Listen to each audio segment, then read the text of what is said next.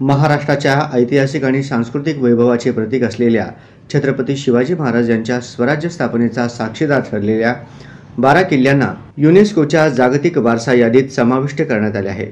यामुळे संपूर्ण महाराष्ट्रासह देशासाठीही हा अभिमानास्पद क्षण ठरला आहे। या ऐतिहासिक निर्णयाच्या पार्श्वभूमीवर सोलापूर शहर भाजपा कार्यालयात एकत्र येत पदाधिकाऱ्यांनी छत्रपती शिवरायांना अभिवादन करून हा गौरवाचा क्षण साजरा केला। कार्यक्रमात स्वराज्य, मराठी अस्मिता आणि इतिहासाच्या जागतिक स्तरावर झालेल्या गौरवाबद्दल आनंद व्यक्त करण्यात आला।